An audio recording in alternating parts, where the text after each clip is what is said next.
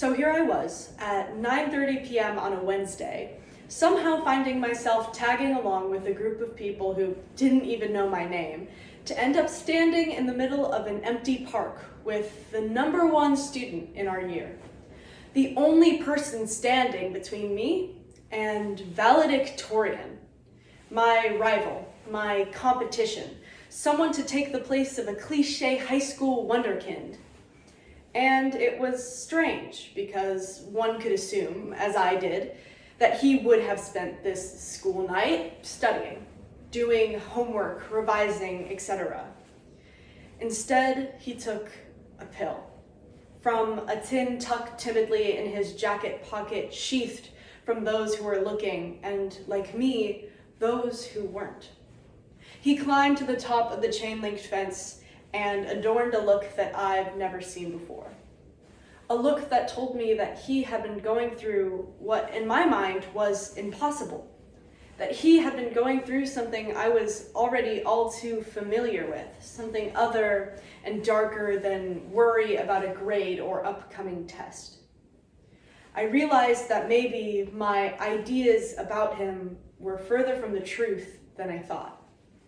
I realized that maybe we could connect on more than just superficial terms. That maybe we could even be friends.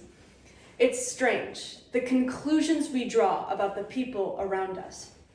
Even subconsciously, it's easy to notice someone's posture, appearance, or manner of speaking and interpret it as we will. That night, I saw what appeared to be your cookie-cutter overachiever run full speed down the wrong side of the road to cut through winter wind and end in a pile on the sidewalk with eyes glazed over.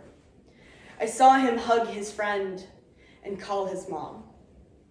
These displays of shameless humanity had me kicking myself. I had assumed. I had admittedly built up an undeserving grudge. I painted a picture in my mind as to what my connection to this other student was supposed to look like.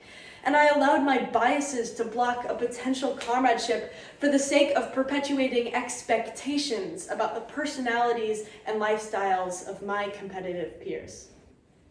He made jokes that Wednesday, well-read jokes, some using vocabulary that I've never even seen in a thesaurus before. But also, jokes that made me laugh. Jokes that made him more human. If I had sat back, allowed myself to view my fellow student as just that, someone to vie for the title of number one, someone whose whole being was dedicated to school, I would have never learned to look past my expectations. I would have never built the kinship I eventually did. I implore you to look around at the people in your life, and especially those who aren't, to assess your own preconceived perceptions and allow them to leave. It's a lesson we've all been taught before. Treat others as you want to be treated.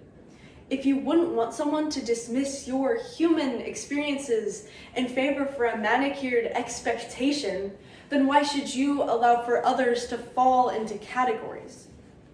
If everyone decided to break down these social barriers of expectation, perhaps we could all have something to gain from it, like a friend.